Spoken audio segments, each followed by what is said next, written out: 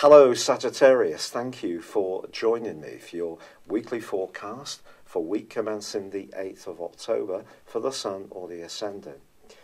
This week sees a real opportunity in your friendship sector and also for your longer term plans as there's a new moon. This new moon in the sign of Libra is very much about how you connect with people, and you can often have a gift for this.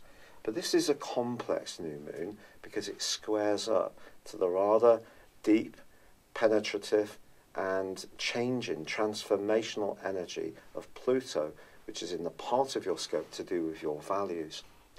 If there is a friendship group which you don't feel so at ease in, or even one key person that you've spent a lot of time with over a period of time, that relationship could reach a critical point on the back of this particular influence, with Neptune also potentially distorting your emotional responses and how you sense things. I think it's probably better to wait until Mercury moves into the sign of Scorpio midweek and then connects with Saturn later in the week, because then step back. The part of you which can be very philosophical, even very spiritual, is given a platform, but it's asking you to make some connections in a very deep but earthy way to really work out what some of the connections in your world really mean. We can't please all of the people all of the time. And because you can be quite principled, if someone's drifting in their attitude towards you, you may decide this is the time to cut the tie.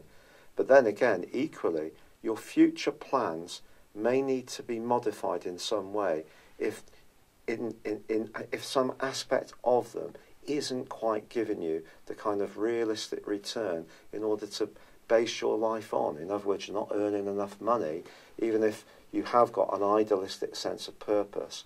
So something may have to give this week on the back of this particular new moon. It's been a real pleasure being with you. I'd love it if you would like or comment on this video, or if you've yet to do so, please do subscribe to this channel. Thank you. Hello Sagittarius, thank you for joining me for your monthly forecast for October for the Sun or the Ascendant. The month begins with the Sun and Mercury in your sector of future plans, the 11th solar house. This is very exciting stuff. It's also an opportunity to think about your interactions with others. You're a very social creature, usually, and this is therefore a window for you to network and build up your alliances with people. If you're looking to go out and have fun, there are some challenges though this month, because a collection of energy is developing in your 12th solar house, and of course you already have Venus in this location. This is more introspective, and Venus will be going into a retrograde from the 5th that will last through to the end of the month in the sign of Scorpio. Venus retrograde can make us rethink our attitude to relationships. In the 12th house, it could see you becoming much more sentimental about a past involvement. Even if you're seeing someone now, there may be some strands, emotional strands, that still need analysing to understand. It's possible also there could be some kind of reunion. Or if you're single, you may start thinking much more nostalgically about someone you used to be involved with, the proverbial old flame. For some Sagittarians, you may even actually come face to face with that person and explore if there is an opportunity to relaunch the tie. It doesn't mean to say it will go forwards, but this could be part of the process you may decide to go through. Now also on the 2nd, there is a quarter moon, and also on the 16th. On the 2nd, it's in the sign of Cancer, which is very much to do with the things you share deeply, your more passionate involvements. If you're in a tie, any kind of involvement, whether it's in a group or a friendship or a one-to-one situation where you feel your freedom to be more independent is being challenged in a way that you're not enjoying, the following week from the 2nd could see you doing some soul searching. On the 16th, however, it's much more to do with your values. Are your values meshing together in a relationship in the way you want? Is it possible, for example, that you're being perhaps a little over-generous in one situation, and someone's taken you somewhat for granted. And again, something else to explore. But in the first 2 weeks of this month, Venus is also in a right angle with Mars. Something that's been bubbling beneath the surface in a relationship scenario could burst into the open. It could be about your approach. Now, you can be a larger-than-life character, very charismatic, and you have an enthusiasm that comes from your ruler Jupiter, which is very much about embracing the things that inspire and enthuse you.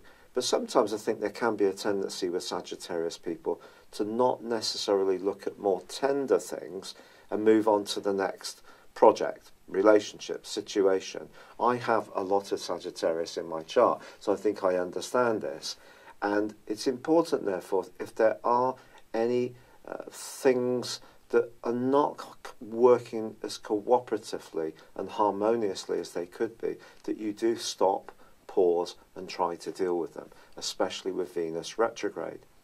But also, Mercury is going to move into this tender area too on the 10th, but the 9th sees a very potent new moon. Now, new moons very often give us opportunities, and for you, that opportunity to network and come together with people who are good for you is definitely there, but it falls into quincunx with Neptune, the potential for confusion emotionally, and a square with Pluto, which is the planet of power.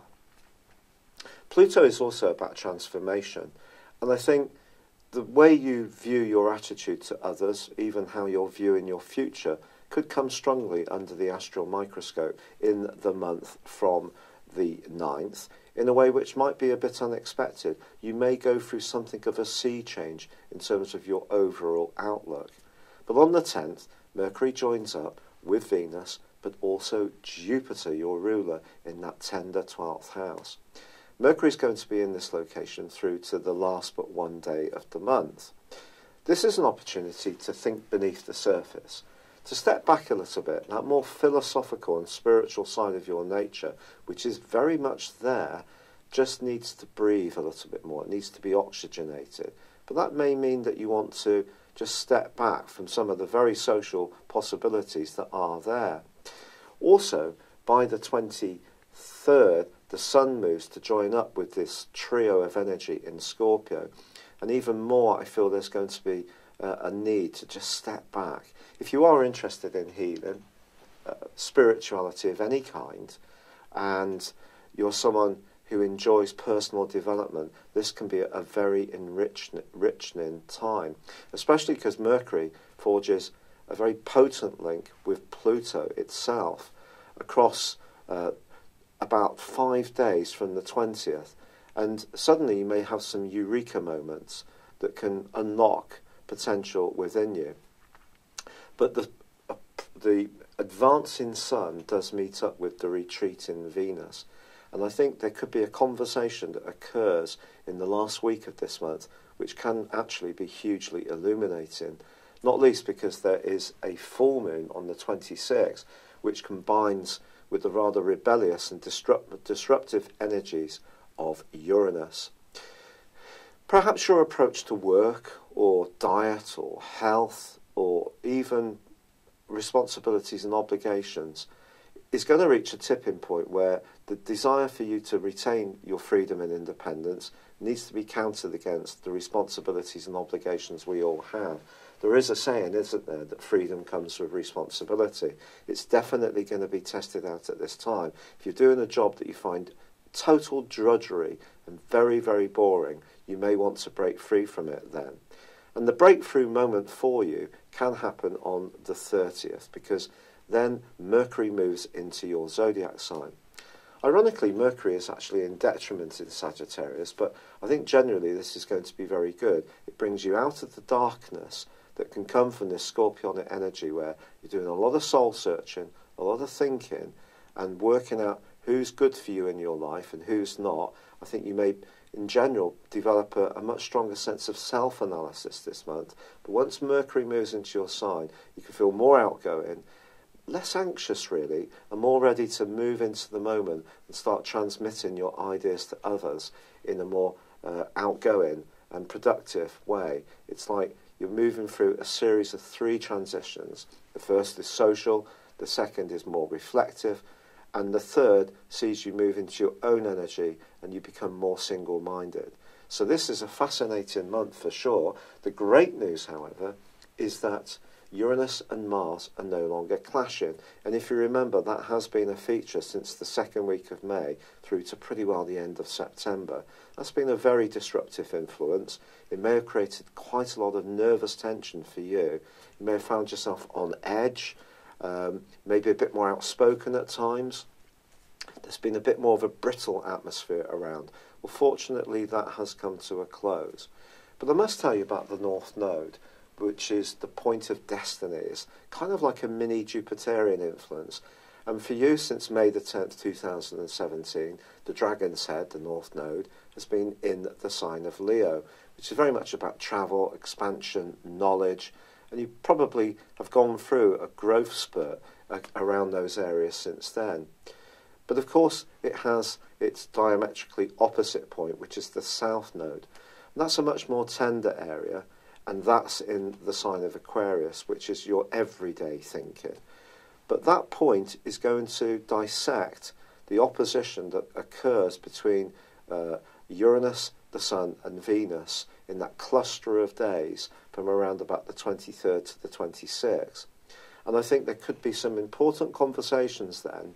And the important thing about it for you is to try to be as open-minded as possible, because what comes into the open may be a surprise, but it can bring a lot of illumination to you in a way which can see you evolve hugely throughout the month of October. It's been a real pleasure being with you, Sagittarius. Thank you so much for bearing with me. I have really been going through it with this rheumatoid arthritis, and I am trying all the natural stuff that you've all kindly shared with me, and a lot of it is showing promise, but it turns out the rheumatoid arthritis is quite aggressive. So the first set of drugs haven't worked. I had to go on steroids because I was in so much pain, and that's really helped, but you can't stay on those. So now I have to go on a much more powerful drug called methotrexate, which has got a notorious reputation, and I have to do that later in October. So I really appreciate all your help. I'm going to keep going with the natural stuff and see if it can help to bring the inflammation down. But for now, it does seem to be something that I may need to go the medical route down. But for now, good luck and goodbye. I'd love it if you would like or comment on this video, or if you've yet to do so, please do subscribe to this channel. Thank you. Hello, thank you so much for watching my video. I'd love you to join me at my Horoscope Ace app. You can find this at www.horoscope-ace.com. You can use it through Android, iOS, Apple, or Facebook. Check out your ascendant or your moon sign, or download your free birth chart. There's all your favourite videos, plus there are daily, weekly, monthly and yearly horoscopes for general, love, Chinese and Indian astrology. If your passion is tarot, there's my brilliant 3-card money or love tarot readings too. And it's all there at www.horoscope-ace.com. Thank you.